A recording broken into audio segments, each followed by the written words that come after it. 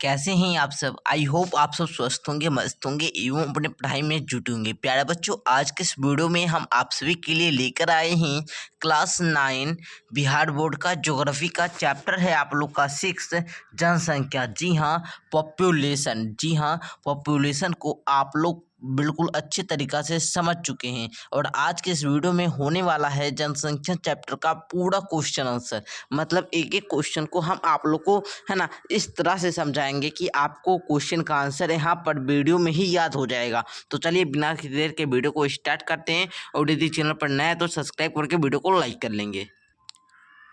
तो आप लोग देखिए, यहाँ से आप लोग का वस्तुनिष्ठ प्रश्नोत्तर स्टार्ट होता है। फर्स्ट क्वेश्चन कहता है भारत में सर्वाधिक साक्षरता दर वाला राज्य कौन सा है। तो आप लोग को पता होगा कि केरल में सबसे ज़्यादा साक्षर लोग रहते हैं। साक्षर मतलब क्या, शिक्षा है ना, सबसे ज़्यादा पढ़े लिखे लोग केरल में ही रहते हैं, ठीक है ना। दूसरा क्वेश्चन कहता है भारत की औसत आयु संरचना क्या है। तो 64.6 वर्ष। ओके, नेक्स्ट प्रश्न आप लोग देखेंगे, कहता है 2001 की जनगणना में प्रति 1000 पुरुषों पर महिलाओं के अनुपात की क्या स्थिति थी। तो 927 महिलाएं, ठीक है ना।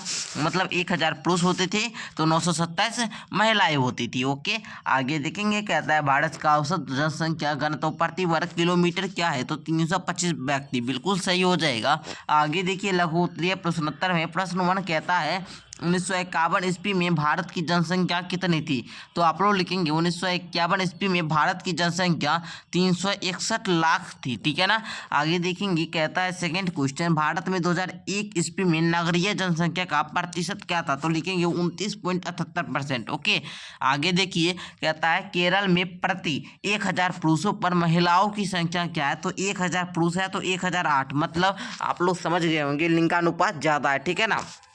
लिंगानुपात भाई कहते किसे हैं, इसे अभी आगे हम लोग समझेंगे। ओके, क्वेश्चन नंबर 4 कहता है भारत की साक्षरता दर का वर्णन करें। तो लिखेंगे 2001 की जनगणना से के अनुसार देश की साक्षरता दर 64.84% है, जिसमें 73% पुरुष हैं और 59.63 महिलाओं का प्रतिशत है। आगे क्वेश्चन नंबर 5 कहता है भारत में लिंग अनुपात की विशेषताएं बताएं।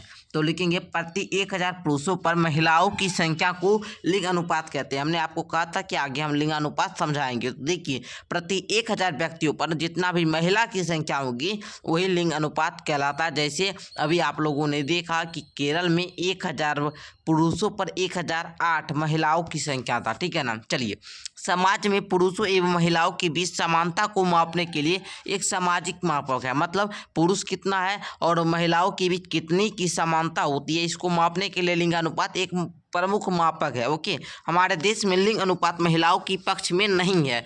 आगे देखिए, लिंग अनुपात को सारणी को समझिए। तो वर्ष है इधर, इधर अनुपात है। 1951 में 946 था, ठीक है, लिंगानुपात। तो इस प्रकार यहाँ पर वर्ष के साथ हमने लिंगानुपात दे दिया है। आगे अब आप लोग का कहता है जनसंख्या से आप क्या समझते हैं। तो आप लोग इस तरह भी लिख सकते हैं, किसी क्षेत्र में रहने वाले लोगों की संख्या को ही जनसंख्या, उस क्षेत्र की जनसंख्या कहते हैं। देखिए, परिभाषा कहता है जनसंख्या वृद्धि अर्थात किसी विशेष समय अंतराल, विशेष समान अंतराल में राज्य देश की जनसंख्या में परिवर्तन को ज्ञात करने की यहाँ पर जनगणना था तो जनगणना कहते हैं, ठीक है ना। मतलब जनसंख्या में परिवर्तन को ज्ञात करने की जनगणना। अच्छा, जनगणना कहते हैं किसे हैं, ठीक है ना। जनगणना किसे कहते हैं, तो देखिए किसी भी क्षेत्र में रहने वाले लोगों की जनसंख्या जो होती है ये परिवर्तन होता है। मतलब कुछ लोग मर गए तो लोग कम गए ना, कुछ लोग जीवित हुए तो बढ़ गए ना, इसी को परिवर्तन को ज्ञात करने के लिए हम लोग जनगणना करते हैं। मतलब लोगों की संख्या को गिनते हैं, ठीक है ना। मैं आशा करता हूं कि जनगणना आप लोग को समझ में आ गया होगा। अब देर उत्तरीय प्रश्नोत्तर में देखिए, फर्स्ट क्वेश्चन कहता है भारत की जनसंख्या की विशेषता बताना आप लोग को। तो लिख लेंगे आप लोग भारत की जनसंख्या की विशेषता, वृद्धि की विशेषता। भारत की जनसंख्या को मुख्यतः 5 भागों में विभाजित किया गया। आयु संरचना, लिंग अनुपात मतलब लिंगानुपात, साक्षरता दर, व्यावसायिक संरचना, स्वास्थ्य, ठीक है ना। फर्स्ट है आप लोग का आयु संरचना। तो इस पर थोड़ा सा आप लोग दे देंगे कि आयु संरचना की दृष्टि से भारतीय जनसंख्या को 4 भागों में बांटा, किशोरी वर्ग, युवा वर्ग, प्रौढ़ वर्ग, वृद्धि वर्ग, है ना। ये सब आप लोग लिख लेंगे या फिर आप लोग शॉर्ट को में भी लिख सकते हैं, ठीक है ना। उसके बाद देखिए लिंग अनुपात, तो देखिए प्रति 1000 पुरुषों पर महिलाओं की संख्या को लिंगानुपात कहा जाता है। अब इस आप लोग को हम थोड़ा सा लिंगानुपात के बारे में बताए थे, तो वो सब आप लोग को लिख लेना है। आगे साक्षरता दर पर थोड़ा सा टिप्पणी कर देना है। साक्षर जनसंख्या किसी भी देश की बहुत महत्वपूर्ण होता है। देखिए जितना भी लोग, कोई भी देश है उसमें जितना ज़्यादा लोग पढ़े होंगे तो ये बहुत महत्वपूर्ण रखता है। और शिक्षा रहेगा तभी जनसंख्या को कम किया जा सकता है, ठीक है ना। जनसंख्या अगर किसी लोग के पास शिक्षा नहीं है तो उसको जनसंख्या बढ़ा ही देंगे, लेकिन वो कमाएंगे नहीं, ठीक है ना। तो ये सब बात आप लोग समझते होंगे। साक्षरता दर पर थोड़ा सा टिप्पणी करना है। उसके बाद आई व्यावसायिक संरचना आता है, तो इस पर थोड़ा सा आप लोग को लिख देना है, जैसा कि यहाँ पर हमने आपको थोड़ा सा दिया है, ठीक है ना। आगे देखिए स्वास्थ्य पर भी थोड़ा सा लिख देंगे कि लोगों का स्वास्थ्य जो होता है इस पर भी बहुत मतलब प्रभावकारी बनाती है जनसंख्या को, ठीक है ना। चलिए आगे हम लोग सेकंड क्वेश्चन को समझते हैं। भारत में विषम जनसंख्या का घनत्व वर्णन करना है, तो लिखेंगे जनसंख्या घनत्व का तात्पर्य भूमि के प्रति इकाई पर बसने वाला जनसंख्या से है। इस दृष्टि से भारत की जनसंख्या 2001 के अनुसार औसत जनसंख्या घनत्व 325 व्यक्ति प्रति वर्ग किलोमीटर है, लेकिन जनसंख्या घनत्व में पूरे देश में विषमता है, ठीक है ना।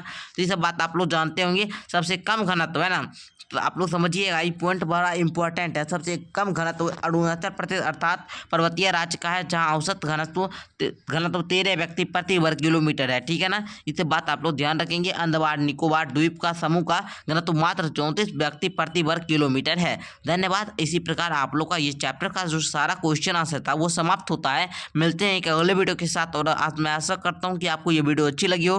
वीडियो अच्छी लगी हो तो लाइक करके चैनल को सब्सक्राइब कर लेंगे। और अगर आप लोग अब क्लास 10th में जाएंगे और क्लास 10th में बोर्ड एग्जाम की तैयारी यदि आप बहुत ही ज़्यादा बेहतरीन ढंग से करना चाहते हैं हमारे साथ, तो आप अभी SBM क्लासेस को सब्सक्राइब कर सकते हैं। धन्यवाद। मिलते हैं अगले वीडियो के साथ।